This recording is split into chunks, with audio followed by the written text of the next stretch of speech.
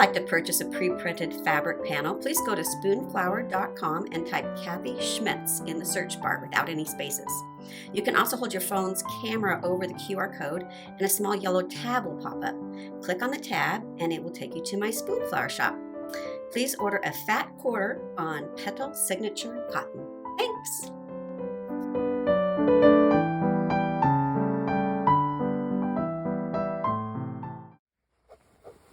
Hello! We are going to stitch up the block for November today. And there are a couple new stitches in this actually. There is a wheat ear stitch and then this little guy right here, which might be kind of hard to see. Super, super easy, and I don't even know if there's a name for it, so I'll just show you. There's also some leaves, which you can fill in with the fan stitch, like the other ones that we've done. But in case you wanted to try something different, I'm going to show you how to do the fishbone. But of course you can do the fan stitch, just like the other months. But if you want to do a fishbone stitch, which is sometimes nicer when you have nice big leaves like this, I go down about 1/4 inch down the center. And then I bring my needle up on the edge of the leaf on one side of that beginning thread.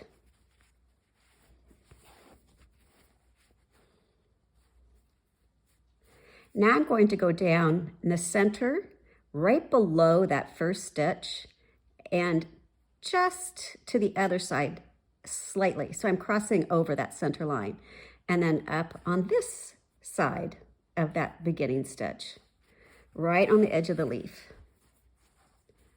So basically what it's going to do is we're going to cross the stitches at this base here. So this time I'm going to go down a little bit farther and over to the side, the other side a little bit, and we're just going to crisscross each stitch. And they make a nice little V-shaped line down the center of the leaf, which is kind of nice because leaves usually do have that center vein, so it kind of mimics that, which is nice. And you just keep going from side to side, and it fills it in quite nice. And because the fabric is colored blue, if your thread stitches don't exactly line up, no one is going to know. It'll hide it really, really well. Then you come down to the very, very bottom, and the last couple stitches will all just kind of meet at the bottom. Just like that. So here's the difference between a fan stitch or a ray stitch, that's this one, and then a fishbone stitch. And you can see the difference. I really like the fishbone stitch. Okay, so now that my thread is over in this area, I'll show you these little lines on the cornucopia. If they're short, they're just one individual stitch. But if they're long, like this, I am going to do a stem stitch. You could also instead do a back stitch there, just to have it look a little bit different. So then I've done the long one section of that. Now I'm going to come back and do these little stitches.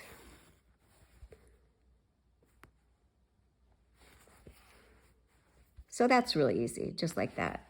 Boom. Okay. And then I'm just going to jump around just so that I can show you some different areas. On this little squash here, I'm going to do these running stitches on the inside.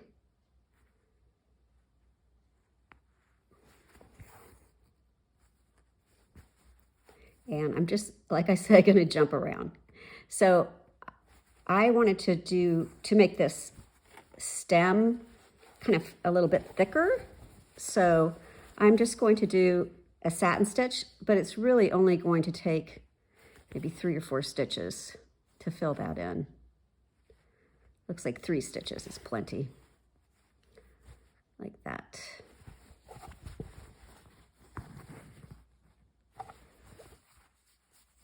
Okay, let's work on this wheat ear. It's kind of like a chain stitch, only it's worked backwards. So instead of starting down here, we're going to start at this end. So you can see at the very tip, there's 3 stitches that form like a little chicken foot. Okay, so you do those 3 stitches, and then you're going to bring your needle up at the base of that first chain. So this is a little teardrop shape, and you're going to bring it down. You bring your needle up right at the base of that. Now we're going to take our needle and run it under those first 3 stitches. And that's what's going to hold that in place. And then take the needle down in the same hole that you brought it up. And then next we're going to do these 2 little side stitches. So these 2 little stitches come down in the center of that base of the little teardrop. And now bring it down to the little point of the next teardrop. And this time we're going to go through all of those stitches like that. And you just continue all the way down. So it's like a backwards chain stitch in a way. And it is called a wheat ear stitch because it does kind of look like an ear of wheat. And if you have a hard time using the point of your needle to go under without catching some threads or this fabric, remember you can always use the eye of your needle to push through, because that's not going to get hooked up on anything. So that's always an option.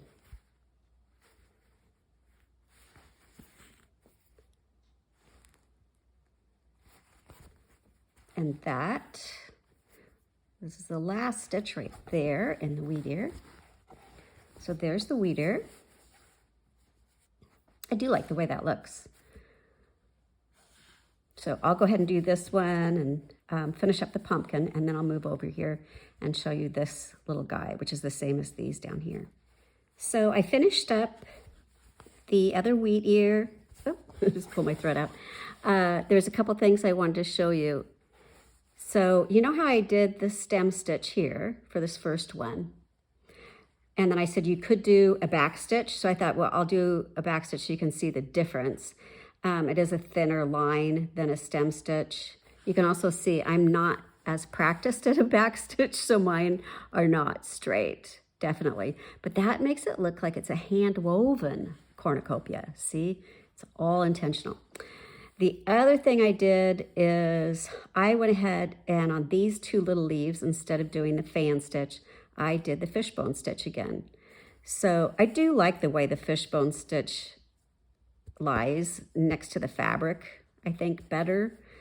But I know the fan stitch is much easier. So, okay, so now I want to show you this funny little guy right there. So I'm going to thread my needle under some previous stitches so I don't have to tie a knot.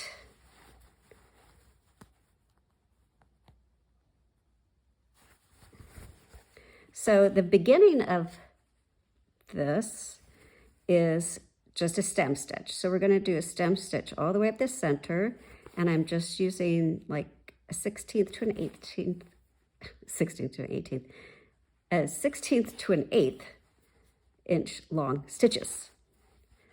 There we go. Okay, so that's up the center. Now we're going to do these little things that shoot off to the side. So if you know what this is called, you can leave me a comment. What I did, I just wanted a little like seed there, kind of. And so I took 1 stitch, and then I'm taking a 2nd stitch in the same holes, just to make it thicker.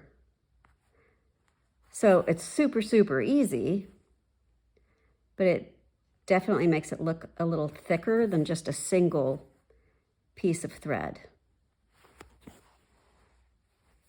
So it kind of looks like a little seed or a little bud.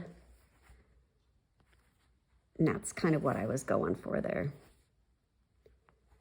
So that's what that little piece is. That's how I did that. So you can see it's just 2 little stitches. The last little project on November is the bee, and we have done the bee before. If you need a refresher, you can go back to April, May, June. That's that same little bee. And you start by doing the little satin stitches for the stripes, and then bring the needle up about halfway up the body, the middle of that middle stripe, up around the head and down on the other side, and then bring the needle up at the tippy top of his head, carry the thread under the needle, and we're going to stitch the antenna. So after you stitch that first one, you're going to bring that needle down inside of that loop that you just formed. And now we're going to bring our needle up in the same place where we very, very first started, on the side of the body, about halfway in that stripe. Now we're going to do the bottom part. So the needle goes down on the other side of the stripe, comes up at his bottom, and the thread goes under the needle. We pull it away from us. And now we're going to make the little stinger. He has a little stinger. And then the wings are just fly stitches. Thread under the needle. Just like that. And this is my little tail that I used because I didn't want to tie a knot. So I'll just thread that underneath all the stitches when I'm done. Here we have November all finished. It's time for families to gather and give our thanks for everything that we have been blessed with in our lives. So I hope you have a wonderful November, and I will see you next month. Goodbye.